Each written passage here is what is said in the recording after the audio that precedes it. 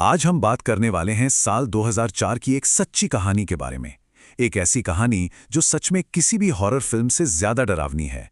ये घटना मुंबई के पास वसई की है, जो एक परिवार के लिए एक कभी न सुलझने वाला रहस्य बन गई। ये लाइन उस खौफनाक हकीकत को बताती है जिससे एक पूरा परिवार गुजरा। तो चलिए इस डरावनी कहानी के पन्ने पलटते हैं और इसे शुरू से समझते हैं। ये कहानी है स्मिता और राजेश की, एक बिल्कुल आम सा शादीशुदा जोड़ा, जिनकी साल 2004 में वसई की खुशहाल जिंदगी एक ऐसे अंधेरे मोड़ पर आने वाली थी जिसकी उन्होंने कभी कल्पना भी नहीं की थी।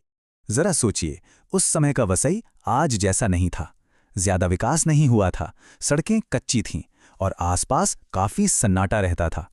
राजेश और स्मिता एक सीधी साधी जिंदगी जी रहे थे और उनके घर में एक बहुत बड़ी खुशी आने वाली थी।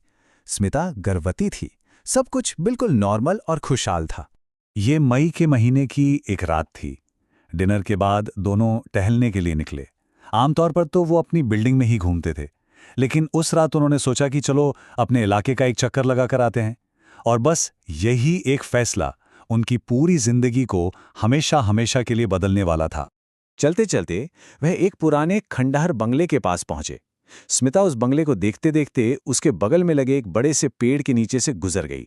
राजेश ने उसे टोका भी कि भाई ऐसी जगहों से दूर रहना चाहिए, लेकिन शायद तब तक बहुत देर हो चुकी थी। उस रात के बाद स्मिता का बर्ताव धीरे धीरे बदलने लगा।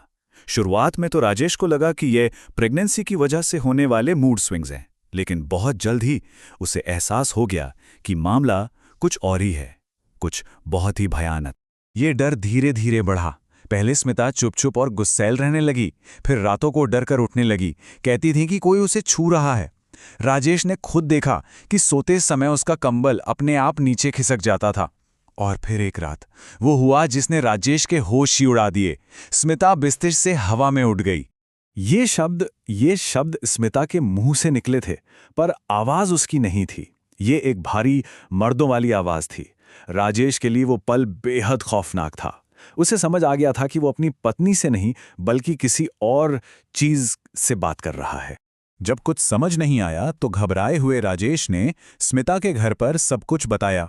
उसकी मां ने एक उपाय सुझाया, रात को स्मिता के तकिए के नीचे एक नींबू रखने का।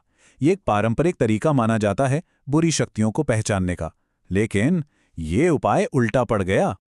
आधी रात को स्मिता के अंदर की उस शक्ति ने फिर से उस पर काबू पा लिया। उसने तकिए के नीचे से नींबू निकाला, उसे राजेश के सामने निचोड़ा और ये धमकी दी। इससे ये तो साफ हो गया था कि वो जिस भी चीज का सामना कर रहे थे वो बहुत चालाक और ताकतवर थी। अब परिवार को पूरा यकीन हो गया था कि ये कोई दिमागी वहम या बीमारी नहीं है। उन्हें किसी विशेषज्ञ की मदद की जरूरत थी। इसलिए उन्होंने एक सीधा टकराव करने का फैसला किया। तो घर में एक तांत्रिक और एक मौलवी, दोनों को बुलाया गया। मकसद ये था कि दोनों तरफ की प्रार्थनाओं और रस्मों से उस बुरी आत्मा को भगाया जा सके। घर का माहौल बहुत ज्यादा तनावपूर्ण हो गया था। और जैसे ही पूजा पाठ और दुआएं शुरू हुईं, स्मिता पर उसका असर दिखने लगा। वो जोर जोर से चिल्लाने लगी और उसका शरीर बुरी तरह कांपने लगा। राजेश और उसके मामा ने उसे बड़ी मुश्किल से पकड़कर बिठाया हुआ था।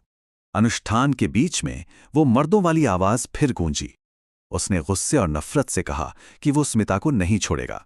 उस आवाज ने कमरे में मौजूद हर किसी को अंदर तक कंपा दिया था। इसके बाद एक भयानक संघर्ष चला। स्मिता कभी जोर जोर से हंसती, कभी रोती तो कभी चीखती। तांत्रिक ने मंत्र पढ़ना और तेज कर दिया और फिर एक आखिरी दिल दहला देने वाली चीख के साथ स्मिता बेहोश होकर गिर गई और पूरे कमरे में मौत जैसा सन्नाटा छा गया। सबको लगा कि शायद वो बुरा सपना अब खत्म हो गया, वो आत्मा चली गई थी। लेकिन तांत्रिक ने जो कहा उसने यह साबित कर दिया कि कहानी अभी खत्म नहीं हुई है। तांत्रिक ने उन्हें साफ साफ चेतावनी दी, अभी के लिए ये चला गया है, लेकिन इसका असर पूरी तरह खत्म नहीं हुआ है। उसने राजेश को स्मिता को उस बंगले और पेड़ से महीनों तक दूर रखने की सख्त हिदायत दी। समय के साथ जिंदगी पटरी पर लौट आई। स्मिता ने एक स्वस्थ बच्चे को जन्म भी दिया, लेकिन कहानी यहीं खत्म नहीं हुई। आज भी, खासकर अमावस्या की रातों में, यानी जब आसमान में चांद नहीं होता, स्मिता का व्यवहार बदल जाता है।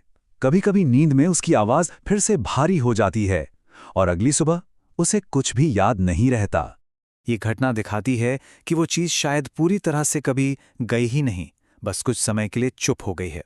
और ये सवाल आज भी बना हुआ है, वसई के उस पुराने बंगले और पेड़ में आखिर ऐसा कौन सा राज छुपा है?